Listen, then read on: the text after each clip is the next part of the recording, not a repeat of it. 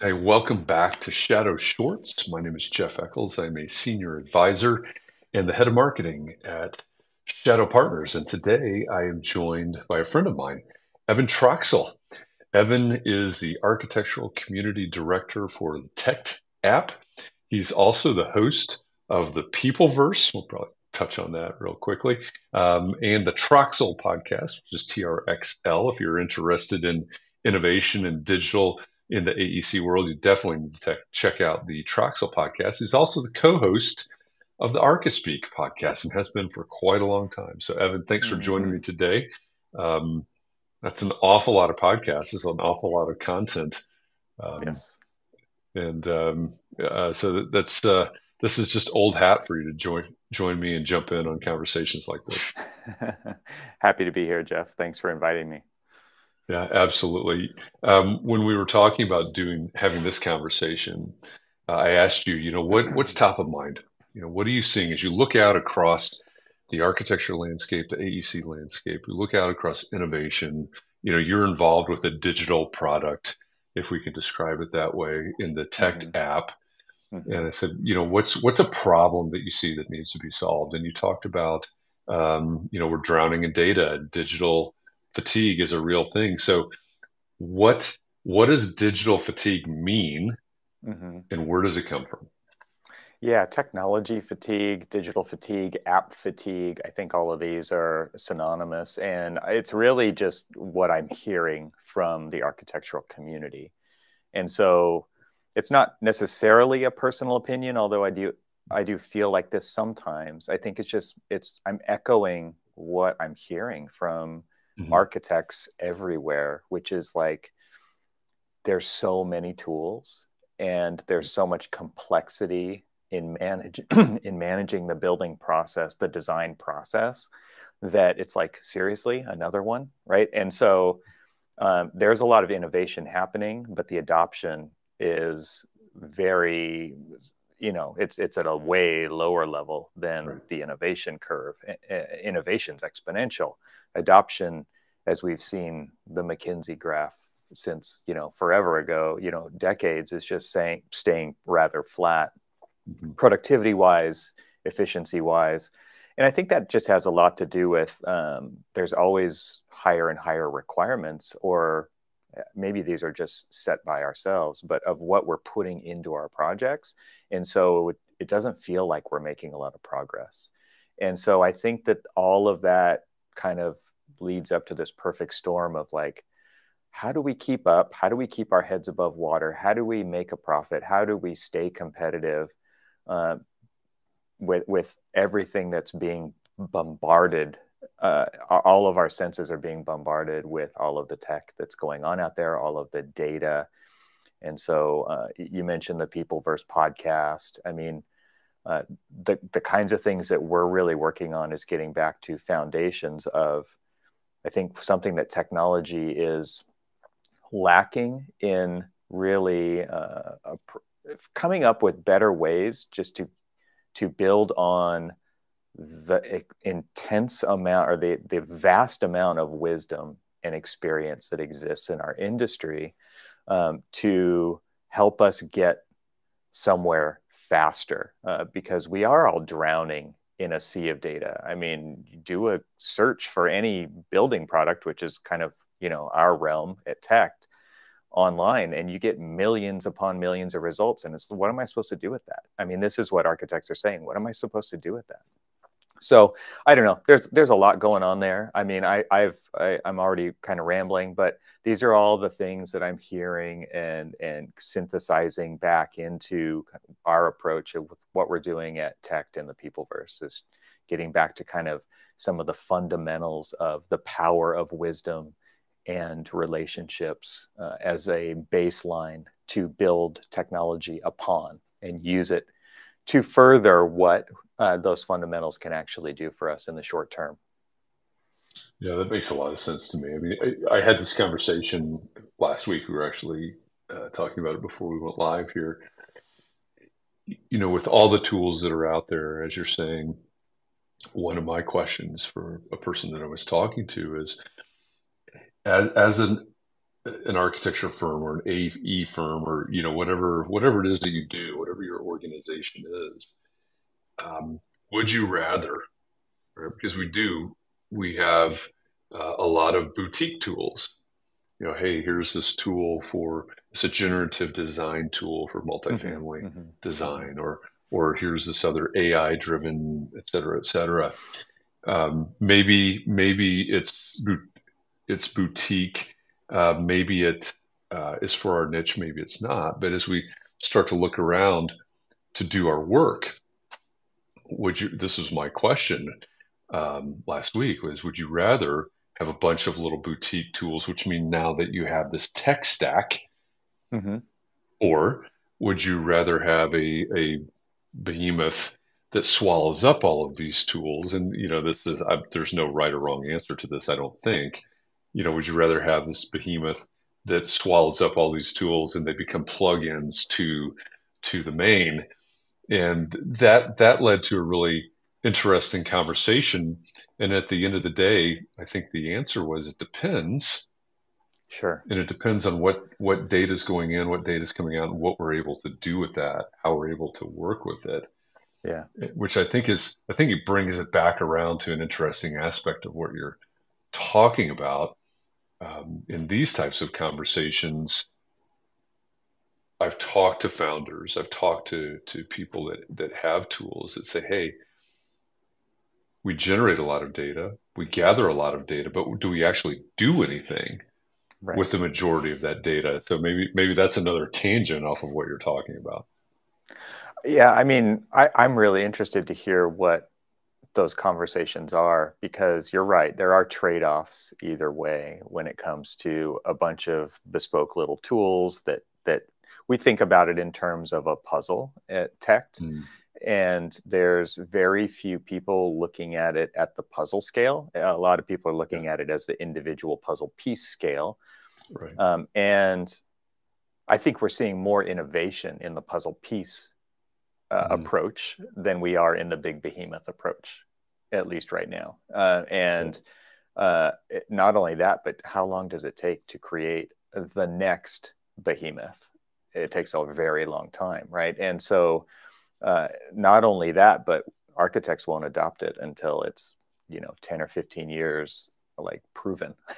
Right, Mm, this is right, right. getting back to that idea of adoption versus innovation. So there's always this kind of lagging.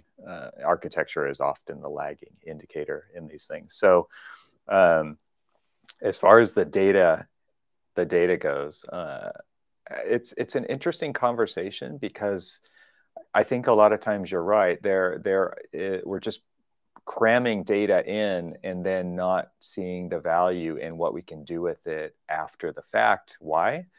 Because there's another project that we got to get started now, right? We're Right. kind of quote unquote done with this one, Yeah. move to the next. And this is all based on the business model of architecture as it has Hmm. been for a very long time, right? And so uh, the machine needs to keep running. The business model is what it is, and I say that in my famous podcasting air quotes, because it doesn't have to be that way, but that's Right. how we do decide to continue.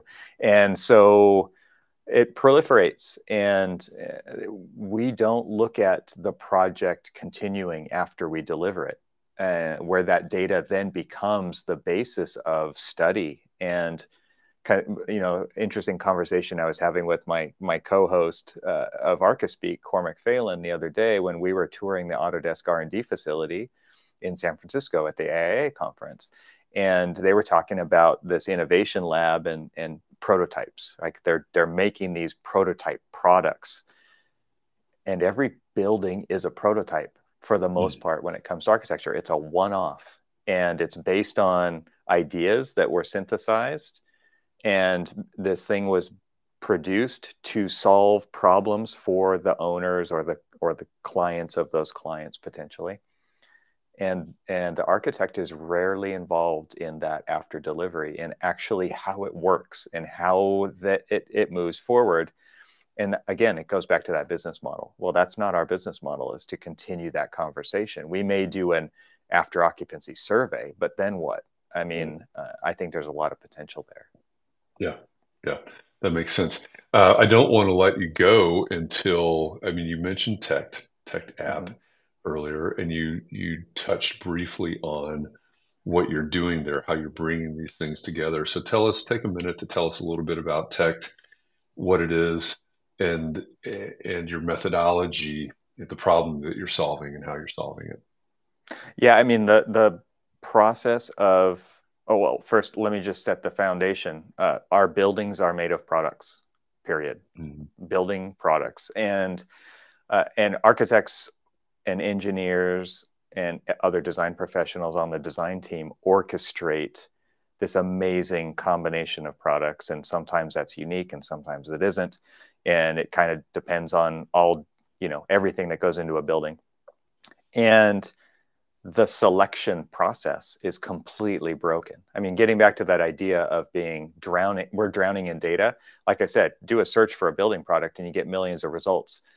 Mhm. Now what? Like, am I even Right. asking the right question? That's kind of it. Like, if I'm going down a new avenue when it comes to an innovative building product, how do I even know if it's if I'm going down the right path? How do I Right. know if it's in my cost ballpark? How do I know it's going to hit my performance needs in this building?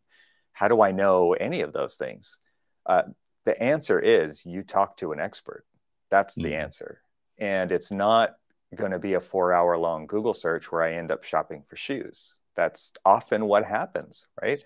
And Right. so tech fundamentally connects people at the earliest stages of design, from the design team to the experts on the building product side who know more about their product category.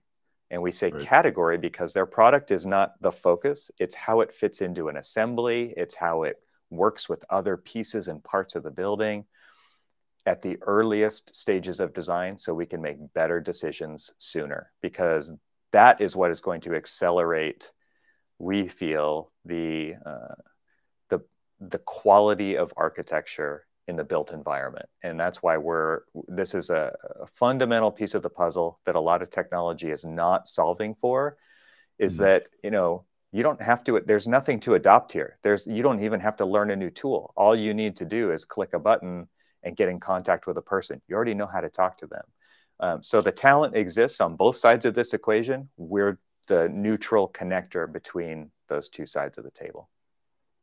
There you have it, the Switzerland of building products and architects. I Yes. love it. If you want to know more about the Tech app, tech.com, the URL is in the bottom left-hand corner of your screen right now. And if you enjoy these types of conversations where we get to go deep on a particular topic, Evan and I were talking before we went live. We're working right now on Shadow Summit. It's the seventh annual Shadow Summit. It'll take place in October 24th through 26th in Atlanta. Shadowsummit.com. That website is under a revamp right now as we prepare for the summit. But one of my colleagues described, um, well, actually, two different colleagues with two different descriptions. Shadow Summit, according to our CEO, KP Reddy, 2023 will be Cliff Notes version of everything that's happened in terms of innovation in the built environment 2023, and a preview of what you should be planning for and budgeting for in terms of innovation for 2024. So that's important. It's important to understand that. We're going to cover innovation. We're going to talk about what's happening, what's important, what's impactful, and also look towards the future there.